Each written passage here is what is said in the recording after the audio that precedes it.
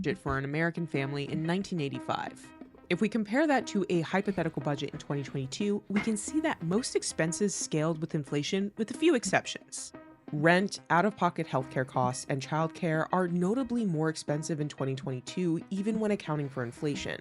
And costs associated with retirement increased by more than 60%.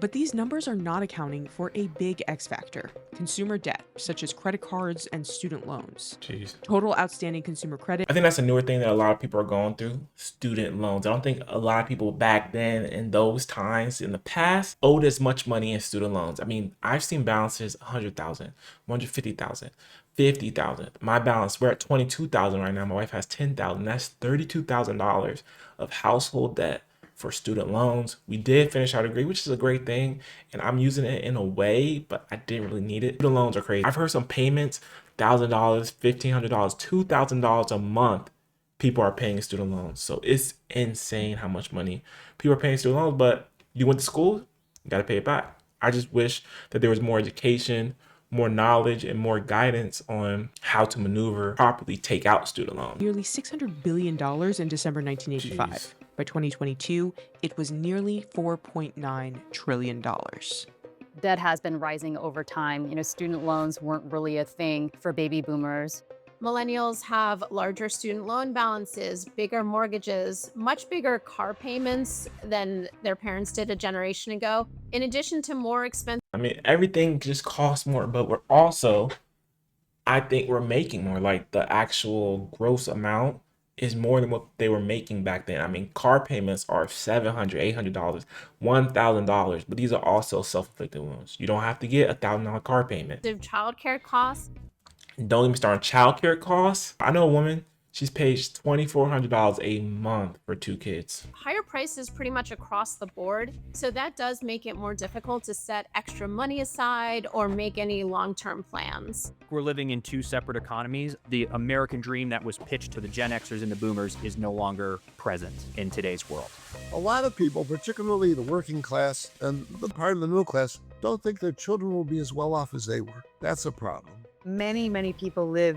And I am trying to bridge that gap. I'm trying to help that by coming here on YouTube, showing you guys some content, talking about some money stuff, and also doing it in my life. So being a living example of someone that's trying to do better than their parents, trying to do better than the past generations, and save money, invest my money, and retire a millionaire. So hopefully we reach millionaire status by about 40, 41. That'll just be amazing. So we have about 12 years left before hopefully we reach millionaire status. And I'm super passionate about these things. I just kind of hope that young people end up learning more about investing and investing in their future and thinking about it.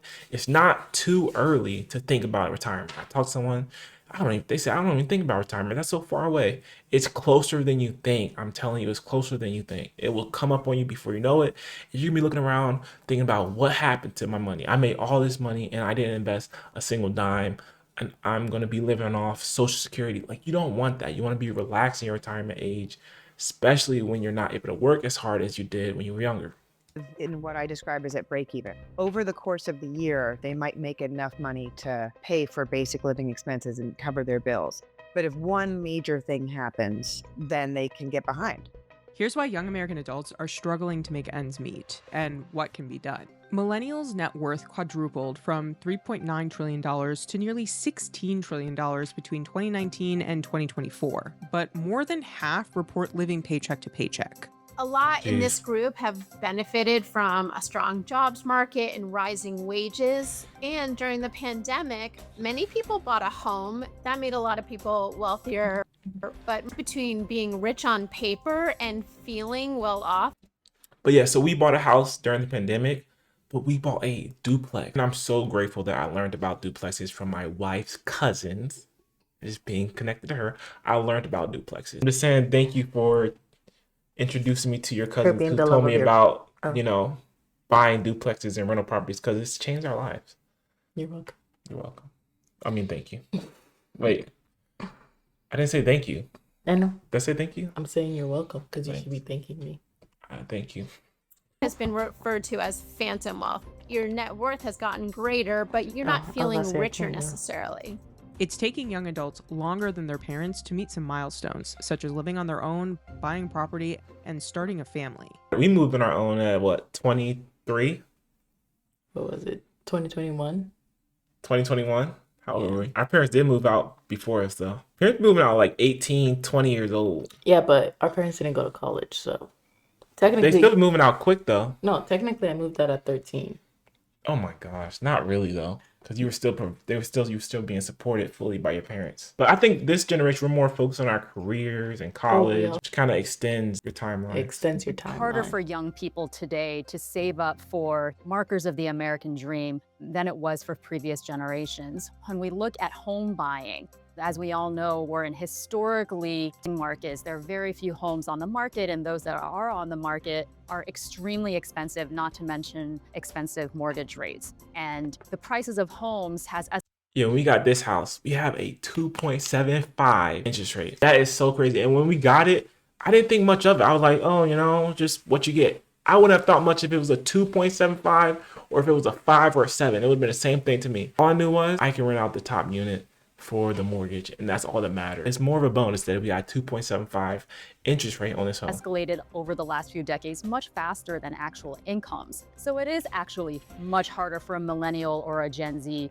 to save up for a down payment to buy a home. It's not the overspending, it's the cost of living. I think the middle class, unfortunately, is dead for millennials and Gen Zers, or best case Let's speed scenario, it the up. goalpost has just moved and it's still obtainable, but you have to make over 6 figures to have that middle class life. But people who are older were in a better economic time growing up, because the big difference is what I call the big three. Millennials and Gen Zers are faced with outrageous housing prices, whether what I it's talk rent about. or owning, massive monthly college student loan debt payments, and Nothing. daycare. Oh, he's talking about big three and expensive. Yeah, daycare is crazy. Imagine you're paying $1,500 a month for your housing, paying $1,200 a month for daycare, and then your student loans are hitting you up $500 a month. It's so crazy. Freddie Smith made a career shift from actor to realtor and started making content about the state of the housing market. In the summer of 2023, I was maybe one of the first or the handful that was able to say, hey, the housing prices hit 420, the interest rate's at 7%. You now need $120,000 to qualify for a home. And it went viral. And then it just bled. Hopefully we can save up that amount of money. Within the next few years, I was kind of running numbers in which how much we're able to save because we have a house hack, because our expenses are so low on this house. We'll be able to save that much money in 5 years. But who knows, that number is going to move because of inflation. So in 5 years, that number could be $150,000. So it's always like you're always behind. People asking comments and me making more videos. Then it got into the boomer versus millennial debate, and it just kind of continued to grow from there, and it took its own shape. I had to rebuild my life in my early 30s, so I'm really relating to the 22-year-olds who are building their life, and it's a totally different economy than when I built mine when I was 19. Not being able to save for a home has big retirement implications for millennials and Gen Z. Those who don't own homes. Now, those are people who are in real trouble. They're trying to save to get their own place. They're paying high rent somewhere. They're commuting a long distance or trying to work at home so they can save on childcare So or so they crazy. can save just on housing costs. Those living patterns are increasingly what's happening for younger workers. In the 1980s, the typical first-time home buyer Just real quick, I am an advocate of staying with your parents because if you can save more money by staying with them, paying low housing costs, instead of going to rent in an apartment and then go get a mortgage that's going to be the same amount of dollars, it's going to be hard to save. You need to find some way to lower an expense, and the housing is the best way so you can save that difference, because it's going to be very difficult if you're paying top dollar for rent and then you go and try to get a top dollar house. It's hard to save that amount of money. buyer was in their late 20s. With a 30-year mortgage, that would mean they owned their home outright by the time they retired in their 60s, providing them with a better chance at sticking to a fixed income in their retirement. A national housing shortage, high rent prices, and competition from wealthier buyers are all making it harder for young adults to buy their first home. In 2024, the median first-time home buyer was 38 years old, 38, an all-time high. wow. You have a lot of people 25 to 34 who are looking to start a family and cannot find a home for their families. Maybe the homes aren't where they want them to be inside the city, but even outside of city, it's been very difficult for young families to find a place. So I think it's healthy for us to try to find different ways that maybe home ownership doesn't have to be the symbol of the American dream. But then to counter that, on my own point, I encourage those who can afford homes to buy it, because once it's paid off, you're going to have a more comfortable retirement. Because That's something I think about now. So we bought this house at 24. We don't plan on staying here. We want to buy a single family home. So this single family home needs to be paid off by 49 is when we're going to retire. So this single family home needs to be paid off in 20 years. So we can put it on a 30-year mortgage, but it has to be paid off sooner so we can have a more comfortable retirement. And who knows, we might even stay here in the US, we might sell the place. But I want to have that home paid off within 20 years. So we're going to put it on maybe 30, maybe put it on 15, just really grind that thing out, pay it off so we can have a comfortable retirement. But we also still want to live comfortably within our budget. We don't want to be panicking or not having enough money for our daily expenses while we're paying the thing off. So it's things that we have to think about before we go buy this next house. It can't cost too much because we have to pay this house off within a few years so we can have a comfortable retirement. So this all comes with planning. You have to plan your retirement. You have to plan your future. You can't just go out here purchasing things, without thinking about it.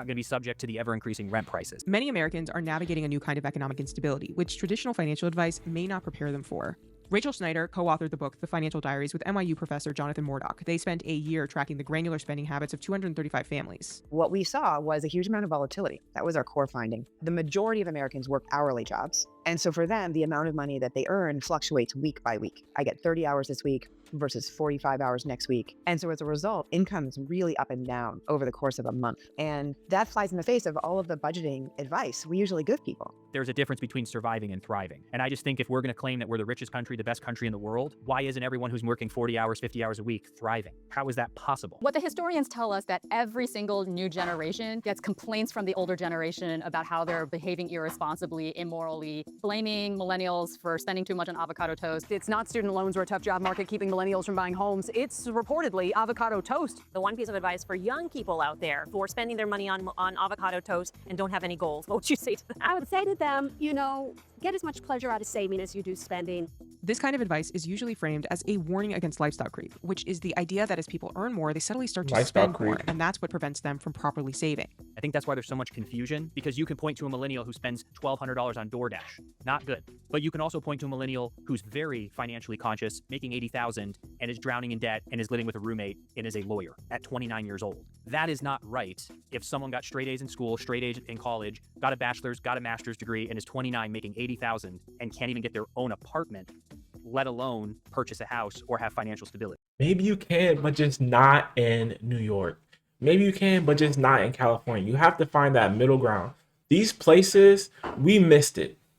We missed the opportunity to buy in these places. We missed the opportunity to buy homes in these places. We missed the opportunity to buy a home in Boston. We have to now move to the Midwest. We have to move to places that are not as desirable, but you still want to make sure that you're making a decent income to live. I believe that if people were open-minded to moving to a different place, they might find their financial situation improve for the better. That's where I think there's something broken in the system. Even though households have become significantly wealthier, many consumer goods are also a lot more expensive. And at the same time, Americans are now largely on their own when it comes to things like insurance, retirement savings, healthcare. That Insurance makes is it harder crazy. just across the board to feel financially secure. In some ways, Americans are even more financially vulnerable now. Even as prices have come up significantly, consumer spending hasn't really changed that much. And that leaves more Americans relying on things like credit cards to kind of make ends meet at the end of the month. With economists now forecasting a possible recession in the months or year ahead, there's a greater chance that many Americans won't be prepared for an economic shock. There aren't so many people in the middle class. There's a big This working is why class. Those are people who